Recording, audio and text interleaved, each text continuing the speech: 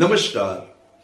मेरे आज के इस वीडियो का टाइटल थोड़ा डिफरेंट है, वो आपने देख ही लिया होगा। आज के मेरे इस वीडियो का टाइटल है खुश रहो। जी हां, खुश रहो।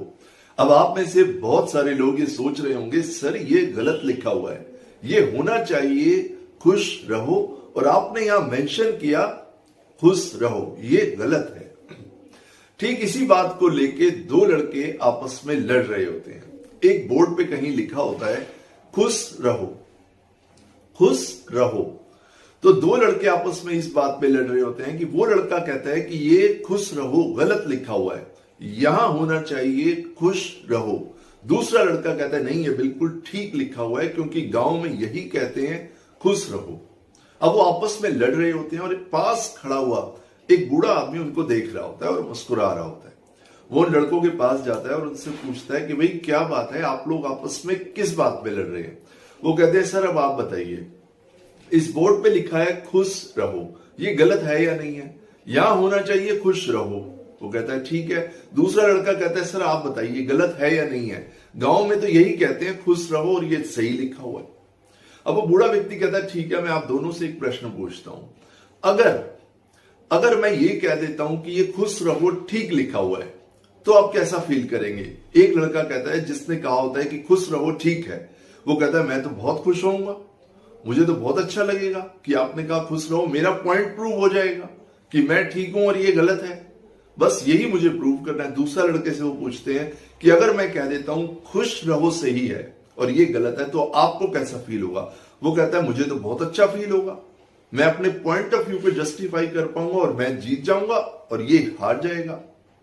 अब आप ये देखिए, इसमें जिंदगी का एक बहुत गहरा राज छुपा हुआ है। वो दोनों लड़कों ने अपना लॉजिक लगाया ये सोचने में कि क्या ठीक है और क्या गलत, खुश रहो ठीक है या खुश रहो ठीक है, लेकिन उन दोनों लड़कों ने मूल तत्व को नहीं समझा कि इस बात में क्या है, मूल तत्व छुपा हुआ क्या है। मूल तत्व यह है कि आपको खुश रहना चाहिए, आपको हमेशा खुश रहना चाहिए, हर स्थिति में हर परिस्थिति में आपको खुश रहना चाहिए, यह मूल तत्व है। तो उन्होंने मूल तत्व की तरफ तो ध्यान दिया नहीं और वो स्पेलिंग्स के ध्यान देने में लग गए। ठीक इसी तरह हमारे साथ भी हो रहा है। हम हर बात में अपने लॉजिक्स लगाते हैं। अगर मैं किसी से कहूंगा कि सर आपको हमेशा खुश रहना चाहिए, सर आपको हमेशा खुश रहना चाहिए, तो वो कहेंगे अच्छा ये तो मुझे पता है कि हमें खुश रहना चाहिए, बल्कि इस बारे में हाउ टू लिव हैप्पीली, खुश कैसे रहे, मैं तो कई किताबें भी पढ़ चुका हूं, मुझे तो पता है कि खुश रहने से कितने फायदे होते हैं, लेकिन फिर भी मैं खुश क्यों रहूं? मुझे खुश होने से क्या फायदा मिलेगा? क्या मेरे जीवन में कोई परिवर्तन आएगा? मैं क्यों खुश रहूं? मैं कैसे खुश रहूं? और क्यों खुश होना चाहिए? किस वजह से खुश होना चाहिए? इतने सारे लॉजिक्स उनके पास होते हैं तो वो खुश तो रह ही नहीं पाते। सर आपको मॉर्निंग वॉक पे जाना चाहिए, मॉर्निंग वॉक आपके लिए बहुत अच्छी है। वो तो ठीक है सर, मुझे भी मालूम है कि मॉर्निंग वॉक के कितने फायदे, मेरे सारे फ्रेंड्स मॉर्निंग वॉक पे जाते हैं और मैं इस पे बुक्स भी पढ़ चुका हूं। लेकिन फिर भी अगर मैं मॉर्निंग वॉक करता हूं तो इससे मुझे क्या फायदा होगा? मेरे जीवन में क्या परिवर्तन आएगा? पहले तो मैं ये सोचूं कि मेरे साथ इसका फायदा क्या होगा, क्या इसका कोई बेनिफिट है? अगर मैं मॉर्निंग वॉक पे चला जाऊं तो क्या होगा? लॉजिक, इतने सारे लॉजिक हमारे पास है। हम कहते हैं सर थोड़ा मेडिटेशन कर लिया कीजिए, वो तो ठीक है, मैं तो बहुत अच्छे से जानता हूं मेडिटेशन कैसे करते हैं, मुझे मेडिटेशन के बारे में सब कुछ पता है, लेकिन मैं क्यों करूं मेडिटेशन? क्या होगा मेडिटेशन करने से? आंखें बंद करके बैठ जाऊंगा, उससे होगा क्या? कुछ भी नहीं होगा, कुछ भी नहीं होगा। ऐसा करने से कुछ भी नहीं होगा। पहले तो सोचेंगे क्या करूं, कैसे करूं, क्यों करूं, किस वजह से करूं, किसने मुझे कहा, क्या मुझे इसकी बात माननी चाहिए या नहीं। इतने सारे लॉजिक्स के बीच में हम जिंदगी को चलाते हैं। एक बात आप बड़े ध्यान से सुन लीजिए, जब आप बहुत ज्यादा लॉजिकल होते हैं तब आप मानसिक तनाव का शिकार होते हैं, और जब आप बहुत ज्यादा इमोशनल होते हैं तो भी आप मानसिक तनाव या डिप्रेशन का शिकार होते हैं। तो अगर आप अपने जीवन को एंजॉयफुली चलाना चाहते हैं तो आपको एक बैलेंस्ड लाइफ जीनी होगी। यानी कि जहां इमोशंस की जरूरत है वहां इमोशंस, और जहां लॉजिक की जरूरत है वहां लॉजिक। आपको बैलेंस बनाना होगा। Balance is very important. अगर आप बैलेंस नहीं बनाएंगे तो आप बहुत परेशान रहेंगे और स्ट्रेस और मानसिक तनाव के शिकार हो जाएंगे। एक एग्जाम्पल आपको देता हूं। एक लड़के के सामने दो अपॉर्चुनिटीज होती हैं। एक लड़का किसी लड़की को चाहता है और लड़की भी बहुत अच्छी होती है कैरेक्टर वाइज, और हर तरीके से उन दोनों का मैच भी बहुत अच्छा होता है, एज भी शादी की होती है।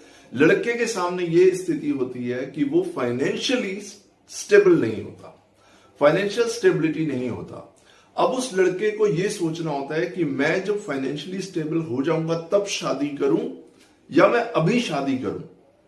और फाइनेंशियल स्टेबल होने में तो लगेंगे 5 से 7 साल, बट लड़की के जो घर वाले हैं वो इतने टाइम वेट नहीं कर सकते।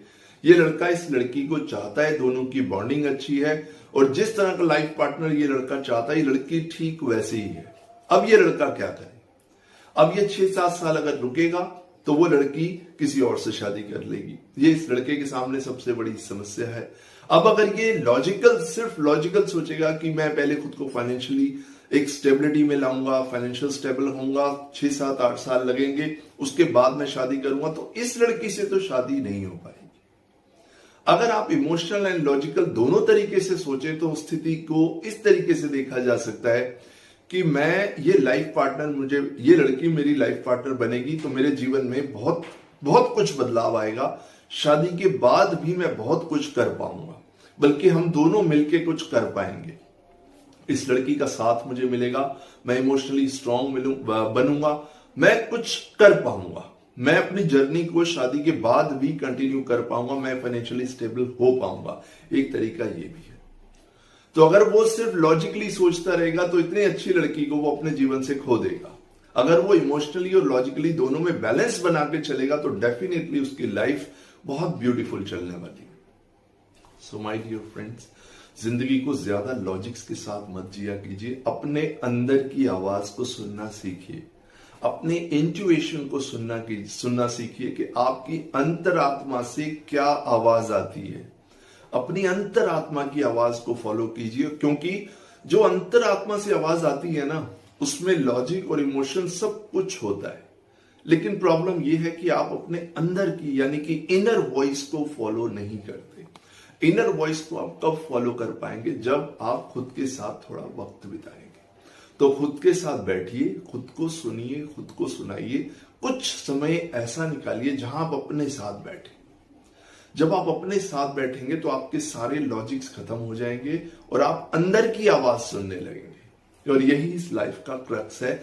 जितने लोग स्ट्रेस या मानसिक तनाव के शिकार होते हैं, या तो वो बहुत ज्यादा लॉजिकल होते हैं या वो बहुत ज्यादा इमोशनल होते हैं। प्रॉब्लम ये होती है कि वो एक बैलेंस नहीं बना पाते। वो बैलेंस तब बनेगा जब आप अपने अंदर खुद के साथ खुद को सुनना शुरू करेंगे, तब आपकी लाइफ में एक बैलेंस आएगा और ये स्ट्रेस और मानसिक तनाव आपकी लाइफ से छूमंतर हो जाएगा।